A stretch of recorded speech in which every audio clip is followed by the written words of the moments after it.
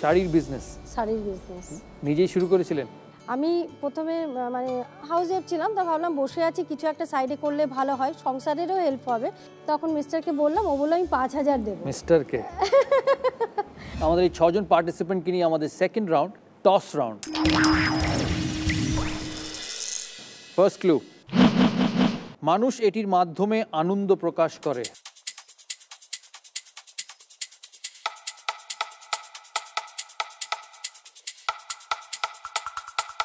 উত্তর 24 পরগনার দেবাশিস বিশ্বাস। টাকা। টাকা, মানুষ এটির মাধ্যমে আনন্দ প্রকাশ করে। দেবাশিস বাবু বলছেন টাকা। বর্ধমান? আনন্দের মাধ্যমে। আনন্দের মাধ্যমে। হাওড়া? টাকা। টাকা, হাওড়া বলছে টাকা। বাকি 3 জন পার্টিসিপেন্ট আপনারা পরের ক্লুতে যাবেন। কলকাতা? চাপে আছি, টাকাতেই যাই, ভিড় বেশি তো। শুরুতেই চাপ? এত ফ্লেক্সিবল আমাদের নিয়ম, এতে চাপে থাকা তো কথা নয়। প্রথম থেকে থাকা ভালো না, চাপে থাকলে পরের দিকে পারফরমেন্স ভালো হবে। আপনিও বলছেন টাকা। যাচ্ছি সেকেন্ড ক্লুতে। নেক্সট ক্লু, এটির শব্দ আমরা শুনতে পেয়ে থাকি।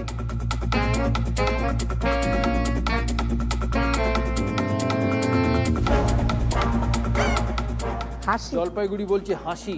কে উত্তর দেবে? নেক্সট ক্লু, এটি জোরে হয়, আস্তেও হয়। আমি বলবো হাসি। বর্ধমান? হাসি।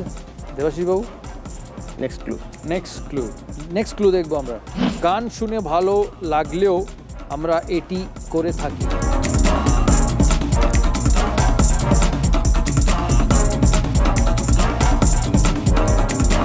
হাততালি। হাততালি। ফোর্থ ক্লুতে বলছে হাততালি। হাওড়া? হাততালি। হাততালি একসাথে? না না, কিছুই না। টাকা একসাথে, হাততালিও একসাথে? একসাথেই মনে হয়েছে আমার। একসাথেই মনে হয়েছে। হাততালি। আর কেউ? হাততালি। হাততালি। জলপাইগুড়ি বলছে হাততালি, আপনি পাল্টালেন। হাসি থেকে হাততালি। হুগলি? হাততালি। হাততালি। মানে ওই সব ছুড়লাম, যেটা লাগলো আর কি। ফিফথ ক্লু, খেলার মধ্যেও এটির আওয়াজ শুনতে পাওয়া যায়।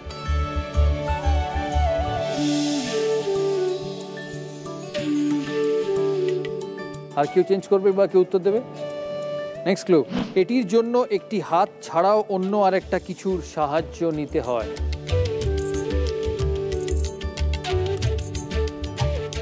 সিটি দিয়েও বলতে পারে।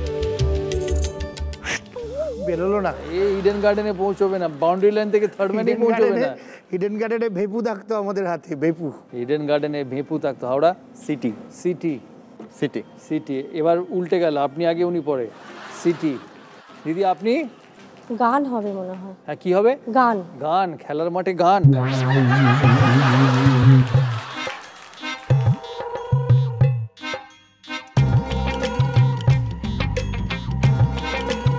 হুগলি? হাততালি। হাততালি। জলপাইগুড়ি? হাততালি এবং আওয়াজ, গলার আওয়াজ। যে কোনো একটা বলতে হবে। ও হাততালি। হাততালি। তাহলে এবার একবার আমাদের দর্শকদের জন্য আপনাদের ফাইনাল উত্তরগুলো একবার বলুন। বর্ধমান? গান। গান। গান। উত্তর 24 পরগনা? কনফিউজ হয়ে গেছি আসলে, হাততালি আর সিটি দুটোর লাস্টে বলেছেন সিটি। ওটা নিয়ে ফুল অ্যান্ড ফাইনাল? হাততালি। আপনি? যাক, পাল্টেছে। হাততালি। হাততালি। হাততালি। হাওড়া সিটি, জলপাইগুড়ি হাততালি, কলকাতা সিটি। সিটি। আমরা দেখিনি সঠিক উত্তরটা কি। এটি প্রকাশ করতে হলে একটি হাতের সঙ্গে অন্য হাতটি ব্যবহার করতে হয়।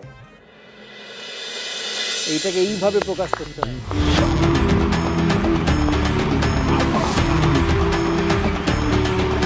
খেলার মাঠে সিটিও পড়ে, হাততালিও পড়ে। হাততালি পড়লে বেশি ভালো লাগে, তার মানে পারফরমেন্স ভালো।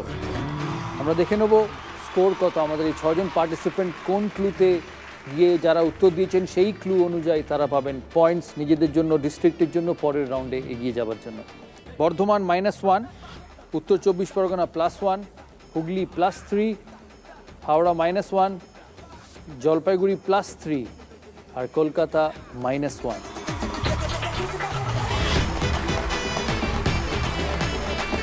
পরের রাউন্ড পাওয়ার প্লে রাউন্ড। নিয়মটা জানাই আপনাদের, 3টে রানের প্রশ্ন থাকবে, 6, 4, 2। আপনারা সিলেক্ট করতে পারবেন কত রানের জন্য প্রশ্ন নেবেন, সেই অনুযায়ী থাকবে প্রশ্ন। একজন প্রতিযোগী বা একজন পার্টিসিপেন্টস যদি উত্তর দেয়, যত নম্বরের উত্তর সেটা হোক, ফুল অ্যান্ড ফাইনাল হওয়ার পর বাকি 5 জন যে পার্টিসিপেন্ট আছে তারা সেই উত্তরটাকে চ্যালেঞ্জ করতে পারে। তাদের জন্য থাকবে বোনাস পয়েন্ট, আর বোনাস পয়েন্টটা হবে এক্স্যাক্টলি ডাবল, কিন্তু ভুল হলে তার কিন্তু কমে যাবে ইকুয়াল নাম্বার অফ পয়েন্টস। শুরু করছি আমরা আমাদের এই পাওয়ার প্লে রাউন্ড। আমাদের প্রথম পার্টিসিপেন্ট বর্ধমানের অন্নপূর্ণা মালাকারকে দিয়ে। আপনি বর্ধমানে থাকেন? বর্ধমানে কোথায়? দুর্গাপুর। দুর্গাপুরে থাকেন। আপনার শাড়ির বিজনেস? শাড়ির বিজনেস। নিজেই শুরু করেছিলেন? আমি প্রথমে মানে হাউস ওয়াইফ ছিলাম, তা ভাবলাম বসে আছি কিছু একটা সাইডে করলে ভালো হয়, সংসারেরও হেল্প হবে।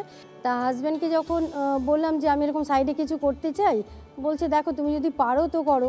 বাবা মাকে গিয়ে বললাম, বাবা মা বললো দেখ কী করবি, তাহলে তুই বাড়িতে বসে, কেন সংসারটাকে দেখতে হবে, বাড়িতে বসে গার্মেন্টসের বিজনেস করতে পারিস। তা বললো তার জন্য তো পুঁজির দরকার হবে। বললো হ্যাঁ দাদা দেখ তাহলে পরিমল কত দেবে। তখন মিস্টারকে বললাম, ও বললো আমি 5,000 দেবো। মিস্টারকে? তা 5,000-এ বাবাকে গিয়ে বললাম, বাবা বলছে দেখ 5,000 টাকা নিয়ে বিজনেসে নামবি, তাহলে তোর ওটাতে মানে তোর খরচাও উঠবে না। কি করি? তার সেই সময় আমার ননদের জামাই আমাকে 4,000 টাকা দিয়েছিলেন, 9,000 হলো। তারপরে বাবা বললো ঠিক আছে চল 9,000 নিয়ে দেখা যাবে। প্রথমে ওই টাকাটা দিয়ে আমি কাপড় তুলে নিয়ে এসে বাড়িতে বিজনেসটা শুরু করলাম। এবার অল্প কিছু কাপড় তো বিক্রি হয়ে গেছে, ওটা রোলিং হচ্ছে।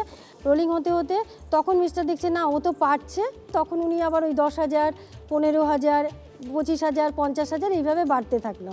যখন এই দেওয়াটা বাড়তে থাকলো, আগে ননদের টাকাটা দিলাম, তারপরে দুর্গাপুরের একটা জায়গা না অনেকগুলো জায়গাতেই বিজনেস করতে শুরু করলাম। এইভাবে হতে হতে আমি তখন দেখলাম কি এই মানে বাড়িতে বসে আর ডোর টু ডোর এরকম কালেকশন করে বিজনেস খুব কষ্টকর।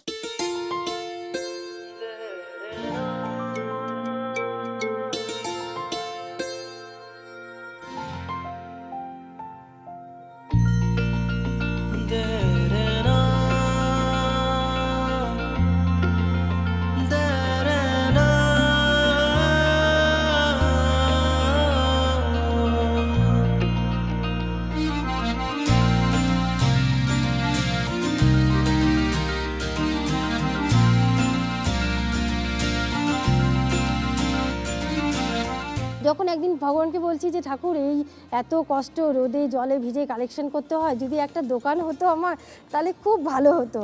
সত্যি ভগবান হয়তো এই কথাটা আমার শুনেছিলেন। তো উনি তখন ডিএমসি থেকে একটা ফর্ম বেরিয়েছিল যে আমরা একটা মল তৈরি করছি দুর্গাপুরে।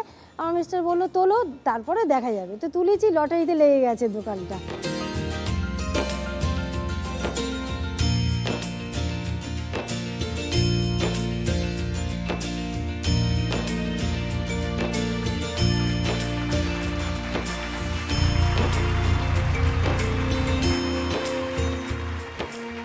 আপনারা শুনলেন বর্ধমানের অন্নপূর্ণা মালাকারের গল্প। দাদাগিরির গল্প, চেষ্টা থাকলে সব কিছু করা যায়, সে ছোট হোক আর বড় হোক, তাই না? হ্যাঁ।